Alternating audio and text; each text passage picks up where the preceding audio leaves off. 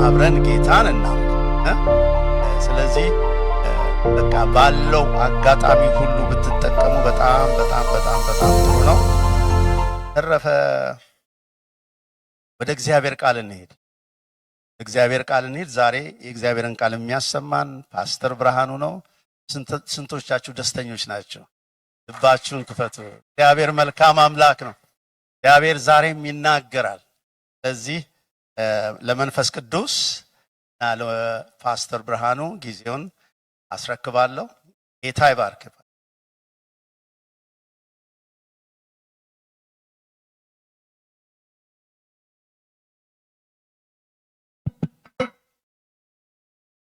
ማርቆስ ወንጌል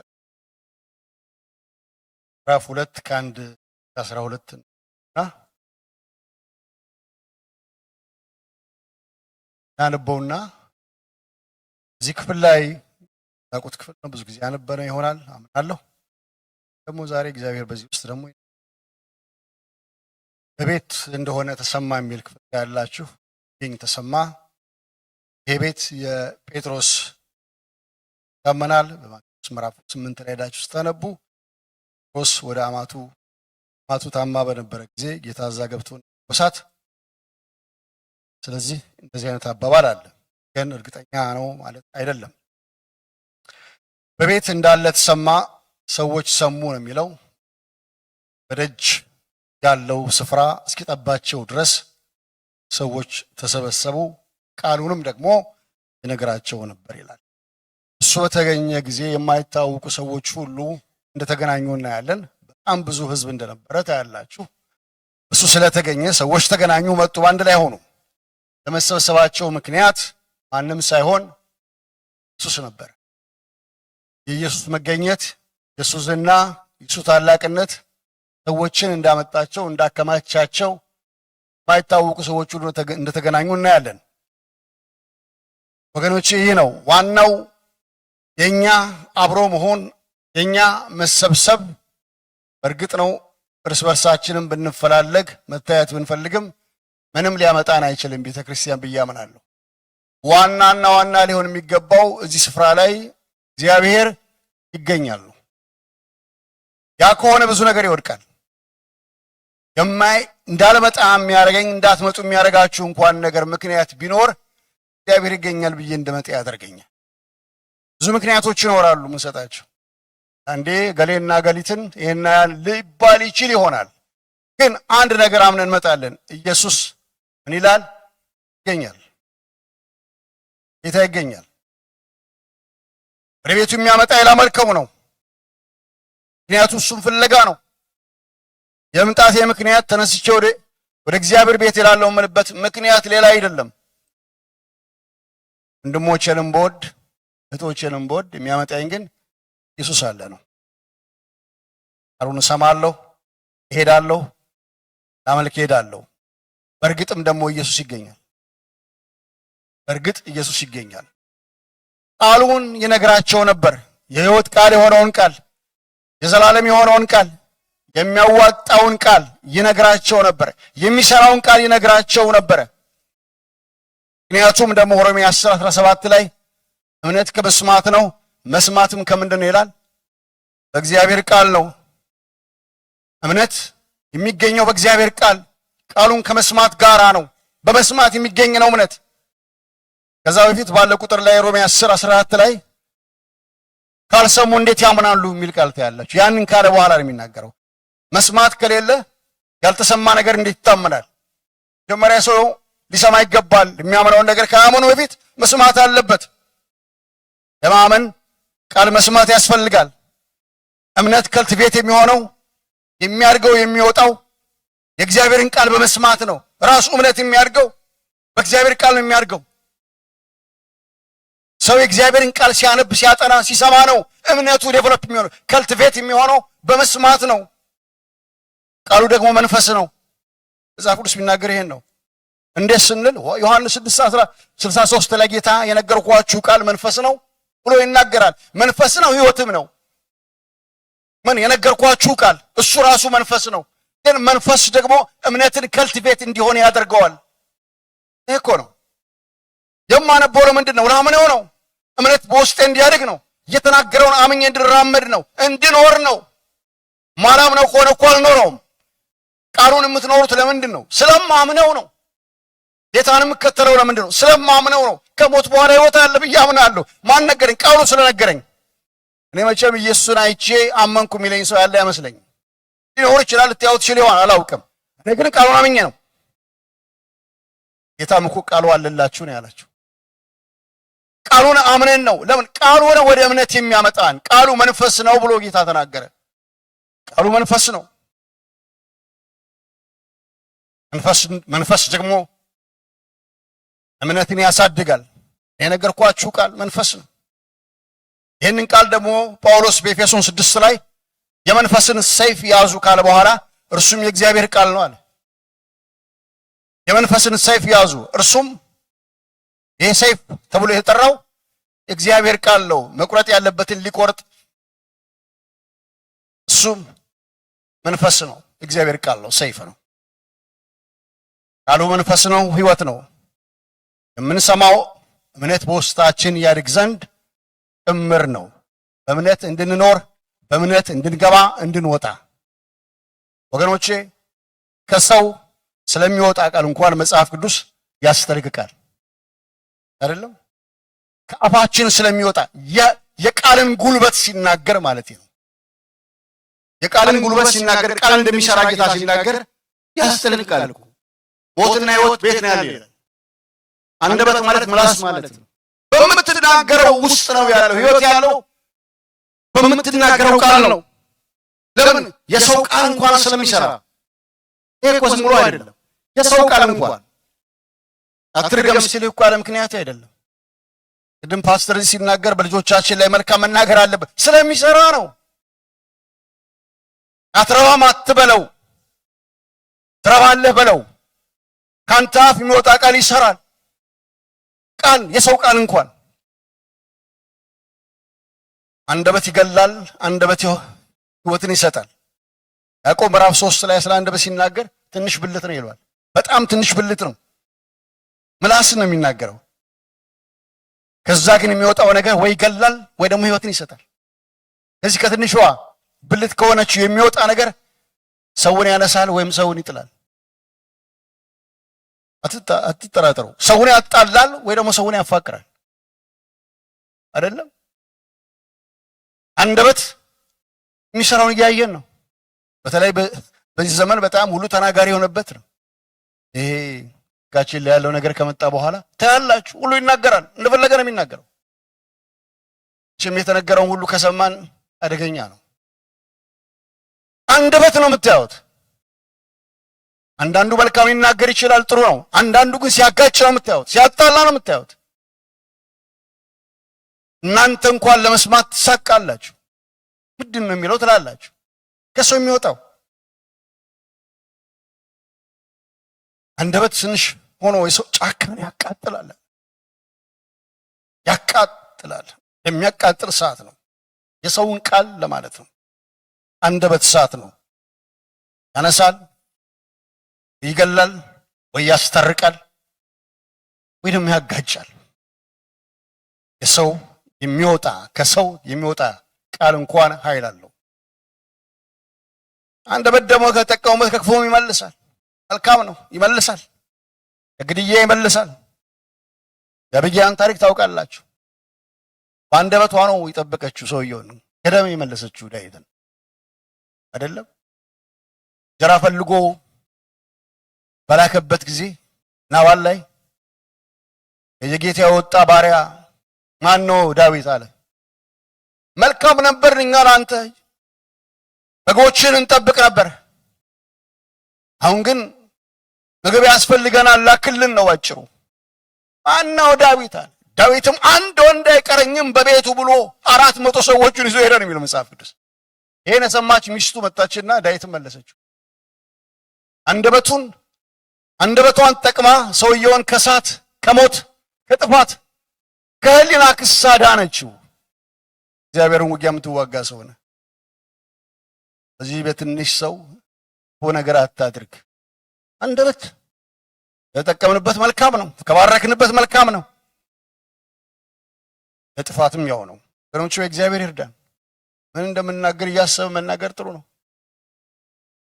ምን እንደምናስብ ምን እንደምንል እኛን ሳይገል ደግሞ ሌላውን አይገልም። በነገራችን ላይ እኛ የሚወጣው ነገር መጀመሪያ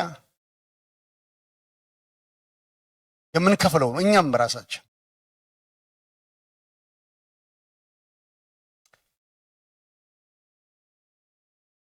ጌታ ቃሉን እያስተማረ እያለ አራት ሰዎች የተሸከሙትን ሰዎች ሽባ ሰው አመጡለት የሚል ታያላችሁ። ከብዙ ሕዝብ ብዛት ማቅረብ ስላልቻሉ ተስፋ ቆርጠው ተመለሱ አይደለም የሚለው፣ የማይጠበቅ እርምጃ ነው የወሰዱት። ብዙ ሕዝብ ነው ያለው፣ ተስፋ ያስቆርጣል፣ ግን ተመለሱ አይልም። የሰው ቤት ጣራ አነሱ ነው የሚለው። ሪስክ ወሰዱ። ሪስክ ወስደው የሰው ጣራ አንስተው ሰውየውን ጌታ ፊት መጣል ፈለጉ፣ ማቅረብ ፈለጉ። ለምን? የዚህ ሰው ስቃይ ግድ ስላላቸው። እንደዚህ አይነት እርምጃ የወሰዱት የዚህ ሰው መከራ፣ የዚህ ሰው ስቃይ፣ የዚህ ሰው ሽባ መሆን ግድ ስላላቸው፣ ራሳቸውን በዚህ ጫማ ሰው ውስጥ ስላስገቡ እኔ በሆንስ፣ ለኔ ቢሆንስ፣ እኔ እንዲደረግልኝ የምፈልገው ነገር እኔ በዛ ሰው ቦታ በሆንስ ግድ ስላላቸው ችግሩን የሰውየውን ችግር የራሳቸው ችግር አድርገው ስለወሰዱ። ወገኖች በዚህ ዘመን የጠፋና የዓለም እየታመሰ ያለው ጭካኔ እየበዛ የሄደበት አንዱ ምክንያት የሌላው ቁስል የኔስ ቁስል ቢሆን ብሎ አለማሰብ ነው። የሱ ችግር እዛ ያለው ችግር የኔስ ችግር፣ እኔ በሆን ኖሮ እዛ ቦታ ያለሁት የኔ ልጆች ቢሆኑ ኖሮ እኔ በሆን ኖሮ የሚለው ነገር ከሰው ስለጠፋ ጭካኔ በምድር ላይ የምታየው። የሌላው ችግር እንደራስ ችግር ቢታይ ኖሮ ሰው የሚያደርገውን ነገር ያደርግ ነበር፣ መልካሙን ይመርጥ ነበር። አንዱ የሰው ችግር ይሄ ነው።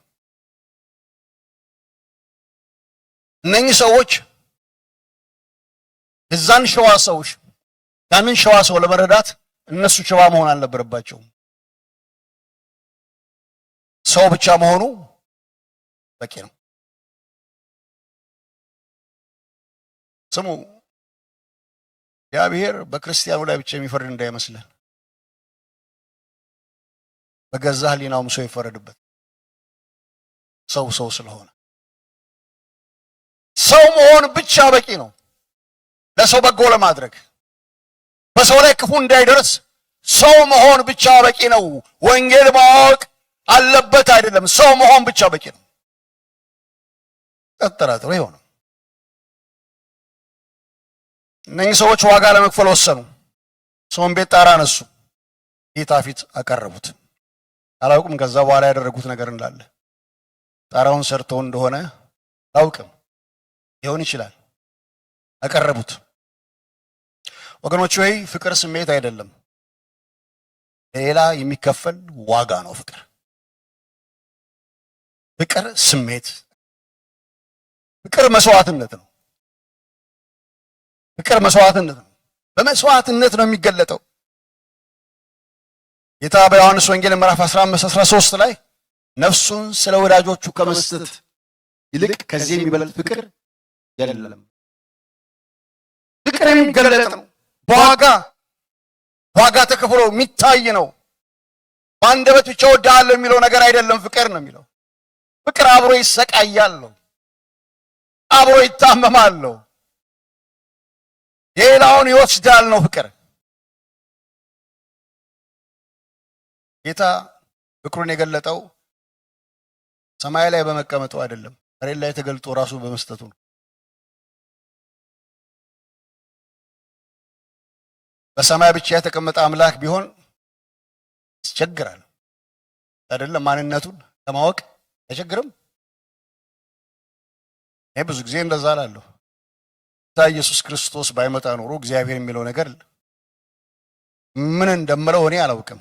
ባት ይሄን ፈጠረ ያን ፈጠረ የሚያስደንቅ ነገር ሊኖር ይችላል፣ ግን ፍቅርን ግን ለመረዳት ይከብደኛል። አይከብድም?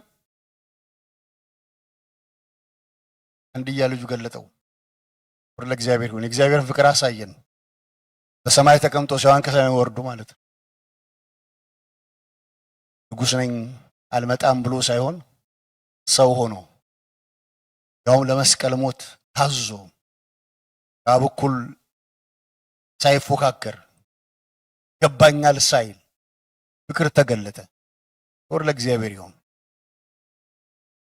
ሁለተኛ መስዋዕት፣ እግዚአብሔር ያሸተው መስዋዕት፣ እግዚአብሔር ደስ የተሰኘበት መስዋዕት።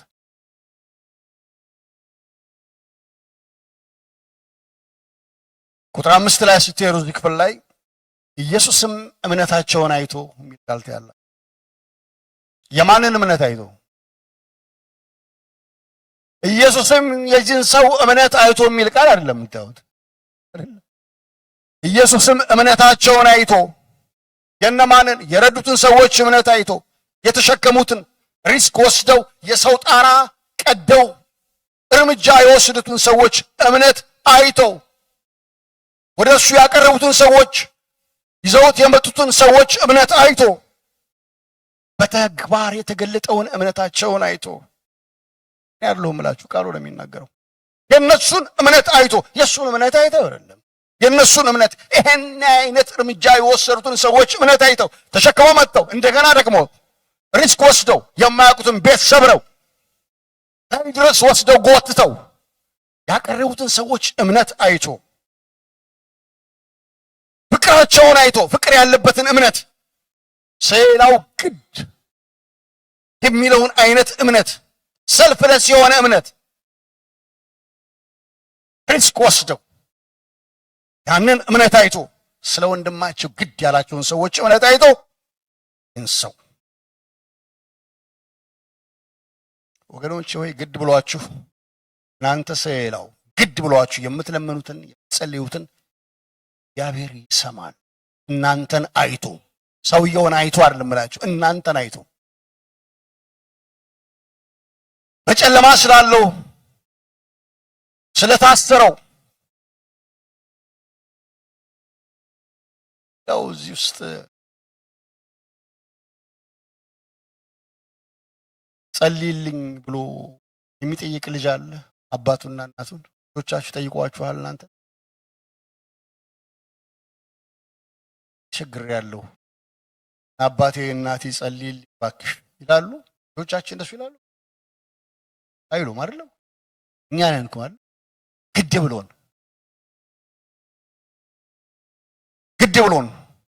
እኛ ግድ ብሎን ሸክም ሆኖብን ኮምፓሽኑ ስላለን የኛ ስለሆኑ ግድ ብሎን ሌላውም እግዚአብሔር እንዲርዳን ሰልፍለስ ሲሆን ከኛም ውጪ ሌላው ለምናውቀው ለሰማነው እግዚአብሔር እናንተን የኔን እምነት አይቶ ይደርሳል።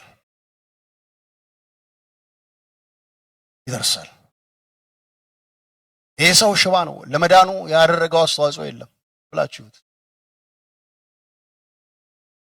ሽባ ነው። ምን ያደርጋል? ምን ማድረግ ይችላል? ምን መንቀሳቀስ ይችላል? ቢፈልግስ ምንድን ነው የሚያደርገው? ምንም ያደረገው ነገር የለም። ምንም ያደረገው ስለ እምነቱ ምንም የምታዩት ነገር የለም። ወንድሞቹ ባሳዩት እምነት ነው የተፈወሰው። አንድ ጊዜ ለሰዎች ይጸልዩና በተለይ አገልጋዮች እምነት ስለሌለህ ነው ይላሉ አይደል? ጸልየልሃለሁ እምነት ስለሌለህ አልተፈወስክም። ታዲያ ለአንተ ለምን ያምንልህም? እሱ ይመንልህ እንጂ ፍቅሩ ካለው ይመንልህ። ገርመኛል። በሽታው እንዳያበቃው ደግሞ ሌላ በሽታ ነው የሚጨምረው። እመንለት። እግዚአብሔር የሌላውን ሰው እምነት አይቶ የሌላውን ሰው ይመልሳል። በደንብ ይመልሳል። አይመልስም እንዴ? ይመልሳል። ጣልቃ ይገባ አልነበረም? ይመልሳል።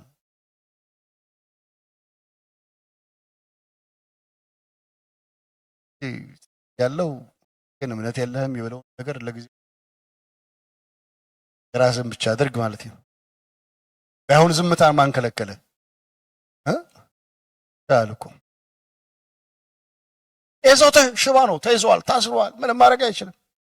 ይመጣ ይፈልግ እንኳን አይመጣም፣ ሊያደርገው አይችልም። ወገኖች ዛሬ በራሳቸው ምንም ማድረግ ለማይችሉ በጨለማ ላሉ የእግዚአብሔር ፈቃዱ ነው እኔና እናንተ አብረን እንድንጸልይ ለነሱ ግድ እንዲለን። በቃ ታስሯል እኮ እነሱ ምንም ማድረግ አይችሉም። በተለያየ ነገር ተተብትበው እያሉ ምን ብለው ነው የሚጸልዩት? ምን ብለው ታስረው እያሉ እነሱ እንዴት ይጸልያሉ? ምን ይጠበቃል ከነሱ? በቃ መንፈሳቸው ሽባ ሆነዋል እኮ ምንም ማድረግ አይችሉም። እኛንም መጸለይ ያለብን እኛንን፣ ኮምፓሽኔቱ እኛንን፣ ማሰብ ያለብን እኛንን። ርራዬው መኖር ያለበት እኔ ውስጥ ነው፣ እናንተ ውስጥ ነው። ያን አይቶ እግዚአብሔር ያደርገዋል። ምንም አልጠራጠርም እኔ እግዚአብሔር ያደርገዋል። አንተን ለቅሶ አይቶ ያደርገዋል። አንተን ጩኸት አይቶ ያደርገዋል።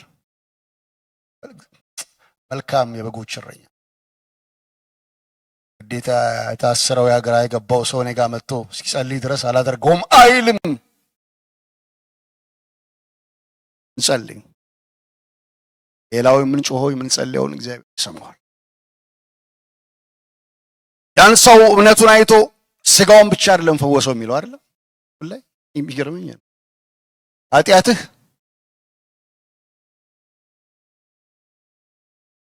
ፈለጋችሁ በሉት ኃጢአቱ ምን ሰራ ይችላል?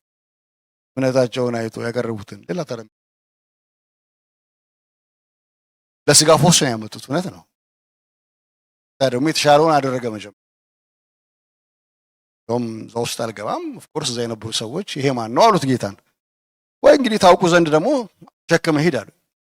እኛውን ኃጢአትን ይቅር ማለት እንደምችል ማራገጫውን ከፈለጋችሁ በልተነስና ሂድ። ማራገጫውን የሚቀጥለው ላይ ሰጠ። መጀመሪያ ላይ ግን የተናገረው ግን እምነታቸውን እኔ ያለሁም እኮ እዚህ ላይ እኮ ነው ያለው። እምነታቸውን ኧረ ለምንድን ነው በኃጢአት ለወደቀው ሰውኛ ለምን አናመጣውም እንደ ወደ ጌታ? በኃጢአት የወደቀውን ሰው ማቅረብ አይቻልም? የጠፋውን ማቅረብ አይቻልም?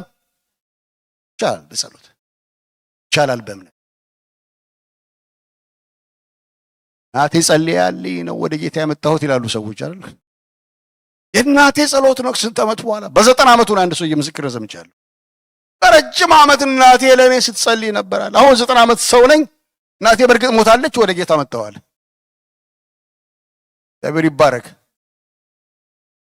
ጸሎቷን እግዚአብሔር ሰማና ሰውየው ከመጠራቱ በፊት በል እናት ጸሎት ተቀምጦ ነበር እንደጋ።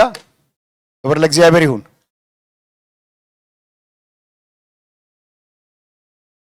ሰማል ጌታ። ወንድሞቼ እህቶች፣ እኔም አንተን ምልጃ የኔን ምልጃ አይቶ ጌታ ያደርገዋል። ብቻ እኛ እንቀጥል። ለቤታችን፣ ስለታችን፣ ዳራችን ስለምትጸልዩበት እናንተ እናንተ ሸክሜ ነው ስለምትሉ ስለ ሀገርም ካለባችሁ ጸልዩ። እኔ ስለ ሀገር ያለብኝ በግልጽ ቋንቋ ልንገራችሁ። ለኢትዮጵያ በጣም የምጸልየው ከራሴ ይልቅ ሳልጸልይ አልቀርም። በጣም ዘረኝነት ከምድሪቱ ላይ እንዲነቀል በጣም የምጸልየው ደግሞ እግዚአብሔር ተናግሮኛል። በቃ በግልጽ ቋንቋ ልንገራችሁ ተናግሮኛል። ነቅላለሁ ብሎኛል እግዚአብሔር። ዘረኝነት ነቅላለሁ ከምድር ላይ ብሎኛል። ውሰዱት አትውሰዱት ሲሆን ታውታላችሁ፣ ካልሆነ እኔ እጠየቃለሁ። ለምን ሸክምን ወድጄ አይደለም።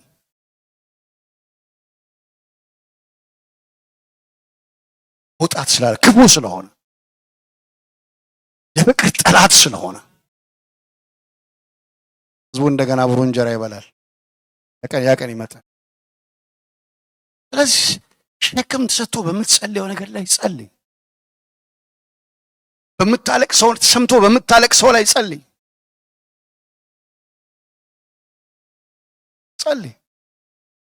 አማ እንጀራ እየበላን ነው። ለምቾት ከሆነ እዚህ እና እየነዳን ነው። አገባኝ የሚል ነገር አይ መጽሐፍ ቅዱስ ላይ እነዚህም አላየሁም። እንግዲህ ብሉይ ኪዳን ሄዳችኋል። ተስፋ አትቁረጡ፣ ጸልዩ። እነዚህ ሰዎች በቂ ምክንያት ነበራቸው ተስፋ ለመቁረጥ አይደለም? በቂ ምክንያት። ሽባ ነው፣ አይንቀሳቀስም በራሱ ትንሽ እንኳን የሚረዳ ሰው አይደለም። ሽባ ማለት ምን እንደሆነ ይገባናል። ከሌላ ቦታ ተሸክሞ ማምጣት በራሱ ችግር ነው። ተሸክሞ መምጣቱ፣ ሽባነቱ፣ ተሸክሞ ጣራ ላይ መውጣቱ ተስፋ የሚያስቆርጥ ብዙ ነገር አለ። ስለ ህዝቡ ብዛት ይሄማ መቼ ይደርሳል? ሰልፉ ብዙ ነው፣ ሌላ ቀን እንሞክር የሚያስብል ነገር ነው። ኖ ወይ አንመለስም። ተስፋን ቆርጥም። ይህን ሰው ይዘን ሌላ ነገር እናደርጋለን። ህዝቡ እንኳን ብዙ ቢሆን ማለፍ እንኳን ባይቻል ጌታ ፊት እናደርሰዋለን። እንዴት አድርገን? ጣራም ቢሆን አንስተን ሪስክ ወስደን። ክብር ለእግዚአብሔር ይሁን። ይህን ሸክም አይከለክለንም። የህዝቡ ብዛት አይከለክለንም። ሽባ መሆን አይከለክለንም። ይህን ሰው ተሸክሞ ላይ ማውጣት ምንም ዋጋ አልከፈሉም እንዴ? ከፈሉ እንጂ። ወገኖቼ ሆይ ተስፋ የሚያስቆርጠው ቻሌንጅ ሁሉ አለፉት። ምንም አይነት ነገር ይኑር፣ ምንም አይነት ቻሌንጅ ይኑር፣ ጸንተን እንጠብቅ። ጌታ ፊት መድረሱ አይቀርም። ምንም አይነት በእውነት ነው የምላችሁ፣ ምንም አይነት ቻሌንጅ ይኑር ጌታን አምነን በፍጹም መድረሱ አይቀርም። በፍጹም መድረሱ አይቀርም። ፊቱ ላይ መግባቱ አይቀርም። ትግል የለም አይደለም፣ ቻሌንጅ የለውም አይደለም። አልቀሰን በእግዚአብሔር ፊት ጮሆን ግን መድረሱ አይቀርም። ይደርሳል፣ ይደርሳል፣ ሳናልፍ ይደርሳል። አይተን ተፈጽሞ ተከናውኑ። እግዚአብሔር የታመነ ነው። ቻሌንጁን አይተን ወደ ኋላ እንመለስም። ተስፋን ቆርጥም። አትቁረጡ። በራሳችሁ እኮ አይደለም፣ በእርሱ ተስፋ አይቆረጥም። ክብር ለእግዚአብሔር ይሁን። በፍጹም በጌታ ተስፋ አይቆረጥም። ያደርገዋል፣ ያጸናል። እንደርሳለን፣ ፊቱ ላይ እንቀርባለን። የታመነ ነው፣ እሱ የታመነ ነው። አትቁረጡ ተስፋ። ጨለማው ይነጋል። የጨለመው መንጋቱ አይቀርም፣ ይነጋል። በዙፋኑ ላይ ነው ያለው። ሁለተኛውን ሐሳብ ልናገርና ጨረሱ ይላል። እኛ ብቻ ደግሞ አይደለንም ተሸካሚዎች፣ እኛንም የሚሸከሙ ሰዎች ያስፈልጉናል።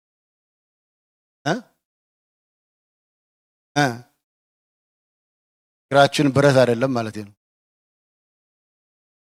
ማንም እግሩ ብረት ብረት እንኳን ዝግ ይበለዋል፣ ረስት ይበለዋል። ማይሰበር እግር ማለት የሁሉም እግር ሰባራ ነው፣ ይሰበራል። ሁላችንም እናነክስበት ቀን ይመጣል። ዛሬ ባናነክስ አንድ ቀን ይኖራል፣ ደግሞም ይኖርብናል። ማንም ፐርፌክት የለም። እኛንም ሰዎች ተሸክመውን የሚሸከሙን ቀን ይኖራል። ያስፈልጉናል። ሰዎች የሚሸከሙን ሰዎች ባጭሩ ያስፈልገናል። ተሸካሚዎች ብቻ አይደለንም እንጂ እኛንም የሚሸከሙን። ሁሌ ብርቱዎች አይደለንም፣ ሁሌ ኃይለኞች አይደለንም። እኛም እንደክማለን፣ እኛም እንዝላለን፣ እኛም ተስፋ እንቆርጣለን እኮ አንዳንዴ። የሚሸከሙን ሰዎች ያስፈልጉናል፣ የሚረዱን። እኛም የሚዝል ጉልበት አለን፣ መብረክረክ አለ። አንዳንድ ጊዜ ያስፈልገናል። እውነቱ ይሄ ነው። በመጽሐፍ ቅዱስ ታሪክ ውስጥ የሙሴን ታሪክ ታውቃላችሁ። ስለ ህዝቡ ጣልቃ ይገባል። ዘጸአት 32 ላይ ህዝቡ ኃጢአት ባደረገ ጊዜ፣ ጥጃ በሰራ ጊዜ ጣራው ላይ ሲመለስ የሆነውን ታሪክ ታውቃላችሁ። እና እግዚአብሔር ሊያጠፋ በወደደ ጊዜ ሙሴ ኃጢአታቸውን ይቅር በላቸው፣ አለበለዚያ እኔን ምን አድርጌ ነው ያለው?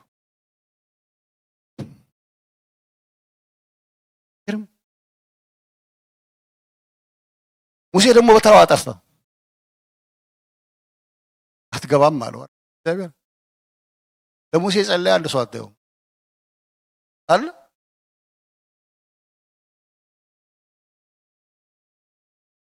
ሙሴ እንደጸለየ ነው ለህዝቡ ይማልዳል። እሱ ደግሞ ተራው ደረሰና ሰዓት አይደለም አንድ ሰው የሚጸልይ ሰው አልተገኘም። ያስፈልገው ነበር ማለት ነው። መጀመሪያም ለነገሩ እኔን ከህይወት መጽሐፍ ደምስሰኝ። አይ እሱ ለአንተ አይደለም፣ እሱ ለኢየሱስ ነው እኮ ወጫል። ሙሴ ማልዳል፣ ስራው ማለድ ነው። ያኔ እንደኔ አይነት ነብይ ያስነሳላችኋል እኮ ያለው ስለ ጌታ ነው አይደል? እኔን ዞር አድርገኝ ነው ነው የሚንጠለጠለው። ስለ ህዝቡ ኃጢአት ሆኖ የሚንጠለጠለው አንተ በቂ ፐርፌክት የሆንክ መስዋዕት አይደለህም፣ አንተም ጎዶሎ ነህ፣ አንተ ጠፍተህ እነሱ ልታድን የፈለከው ነው። እሱ አይሰራም። እሱ ለማን የቆየው? ለኢየሱስ ክርስቶስ ነው። ፐርፌክቱ እሱ ነው። ስለ ሰው ልጆች ሁሉ መከራ የሚቀበል እውነተኛ ንጹሕ የሆነ በግ እሱ ነው። አንተም ጎዶሎ ነህ። በኋላ ጎዶሎ ነው ታያለ አትገባም ተባለ። ግን የሚጸልይ ሰው አልነበረውም። እሱ የሚጸልይ ሰው አልነበረውም። ወገኖች አንዳችን ለአንዳችን እናስፈልጋለን ልላችሁ ነው። አንዳችን ለአንዳችን የግድ ነው። ሸክም መሸካከም፣ መጸለይ። አንደኛ ተሰሎንቄ ምዕራፍ 5:25 ላይ ሐዋርያ ጳውሎስ ወንድሞቼ ሆይ አለ ስለኛ ጸልዩ። ጳውሎስ እኮ ነው ያገለግላቸውን ህዝብ እኮ ነው እየተናገረ ያለው። ስለኛ ጸልዩ፣ ታስፈልጉናላችሁ፣ ተሸከሙን። እኛ ብቻ አይደለንም ስለናንተ ምን ጸልየው፣ እናንተም ስለኛ ጸልዩ። ምዕመኑ ነው እየተናገረ ያለው። ጸልዩ ወገኖቼ። አገልጋይ ስለሆን መጋቢ ስለሆን ሸክም የለብን ከመሰላችሁ ሞኞች እንዳትሆኑ። ምናልባት ከአንዳንዶቻችሁ የኛ ይብስ ይሆናል። እውነት ነው መነግራችሁ። ይሰበር ገላ እግር አለን እኛ የሚደክም ፈልጋችኋለን ማለት ነው። አገልጋይ ነው ፓስተር ነው አያስፈልገውም። ኧረ በጣም ነው የምፈልጋችሁ፣ ጸልዩልኝ፣ ብዙ ድካም አለብኝ፣ ብዙ የሚያጎብጥ ነገር አለኝ ማለት ነው። ጸልዩልኝ። ስፔሻል ሰው የለም ማለት ነው። ሪስክ ፍሪ ፕሮብሌም ፍሪ የሚባል ነገር ሰው አለ ብዬ አልጠብቅም። እርስ በርሳችን አንዳችን ለአንዳችን ምን እናድርግ? ሸክም ይኑረን፣ ጸልይ። ምናልባት ደግሞ የሚያገለግል ሰው በተለይ ቀላል ነገር እንዳይመስላችሁ፣ ጸልይ። እየታገል ነው የምናገለግለው ማለት ነው።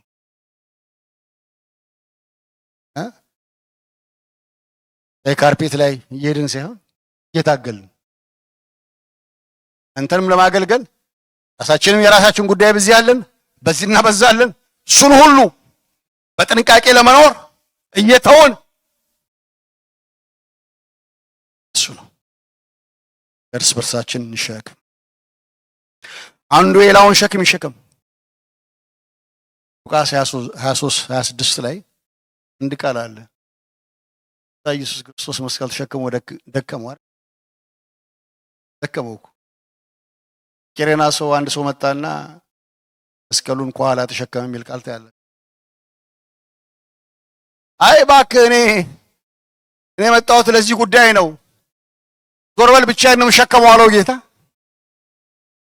እሱ ላይ ያለው ተሸከመ አብሮት። በስጋ ደክሞ ስለነበረ ተሸከመ አብሮት። ያ ሰው ጌታ ፈቀደለት። ያላችሁ ነው አታስፈልገኝም አላለው። መስቀሉን ተሸከመ ከጌታ ጋር። ስለኛ ሰው ነው። መስቀሉን ከኋላ ተሸከመ ነው የሚለው። እዛ ክፍል ሄዳችሁ አነቡት። ከፊት አይደለም። የት ነው የተሸከመው? ከኋላ ነው። ከኋላ ነው መሆን ያለበት፣ ከኋላ ነው። መከተል እንደሱ ነው።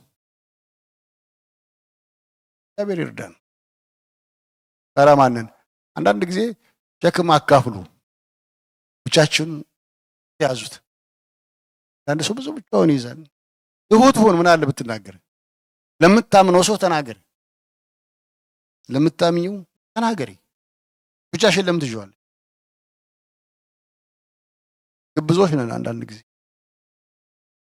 ሰው እንዲህ ቢለኝ እሱ ይሻላል፣ ምረጥና ተናገራ። ምንም አይደል። የሆነን ሰው ምረጥና ሸክምን አካፍሎ የሚጸልይ። እኛም ባትፈልጉ እርስ በርሳችሁ ግን ምረጡ። ጻድቅ እንድትባል ነው። እየጎበጥክ አይደለ እንደ ያለው እያለቀስክ ቤት በትዳር ታለቅሳለህ፣ በምን ታለቅሳለህ፣ ግን አታካፍልም። ይገርም እኮ ነው። እግዚአብሔር ደግሞ ይጸየዋል። አይምሰ ትሁት እስክትሆን ድረስ ማታካፍልበት ምክንያት ያነስክ ስለሚመስልህ አታካፍል። እሱ ነው እውነቱ። አታፍሉ። እግዚአብሔር የሚፈልገው ያን ልባችንን ነው። ያኔ ስትሰበር መልስ ይመጣል። እኔ ለሁሉም ተናገሩ በአደባባይ እያልኩኝ አይደለም። እየመረጣችሁ ግን ተናገሩ። እየመረጣችሁ ጸልይል ያለብኝ ሚስትሬን ደግሞ ያዝልኝ። አለበለዚያ ትፈነዳለህ እኮ ትፈነዳና አገር ሁሉ ያውቀዋል። እንደን ፍተደይ ወጣቱ አይቀርም አይደል? አንዳንድ ጊዜ በቃ ሰው አንተም ማጠየቅ አንተ እኮ ገብቶሃል። እኛም እኮ ይገባናል፣ ግን አንጠይቅም። እኛም ካልነገረ ምን እናደርጋለን? ምን እናድርግ? ግን ምንም አይጠቅምንም። ልቅና እርስ በርሳችንን ጸልየን ጨለማውን ብንገልጠውና ብርሃን ቢገባበት ይሻላል። እዞ ነው የሚያዋጣው። በእውነት ሁላችንም የሚያነክስ እግር ነው ያዘው፣ የሚሰበር እግር ነው ያዘው። ማንም ብርቱ የለም። ሁላችንም እናለቅስበት የደከምንበት ነገር እንሸካከም።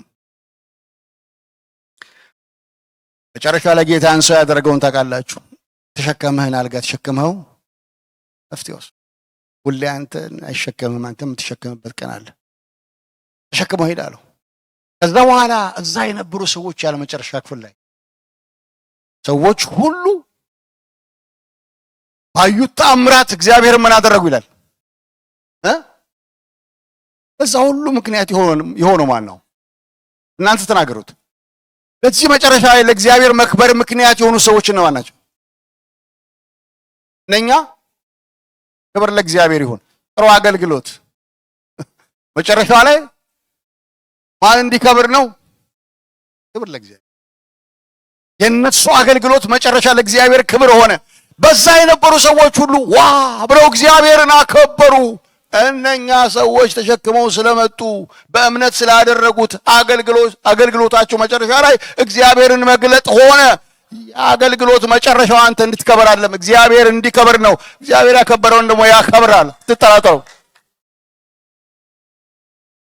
በቃ እግዚአብሔር ከዛ ጋር አለ። እግዚአብሔርን ያከበር ይከብራል። ምክንያቱም አንተ ወደህ አይደለም የምትከብረው፣ ወደህ አይደለም እኮ እግዚአብሔርን ስላከበርከው ትከብራለህ። አንተ ክብር ፍለጋም አልሄድክም። እግዚአብሔርን አክብረው፣ ለእግዚአብሔር ብለህ አድርገው፣ እግዚአብሔርን ፈልገህ አድርገው። ግዴታ ያን ጊዜ ግዴታ ይበራል። በላይ ላይ እግዚአብሔር ያበረዋል። የምትታገልበት ጉዳይም አይደለም። ታግለህ አይደለም የምትከብረው፣ እሱ መንገድ አይደለም።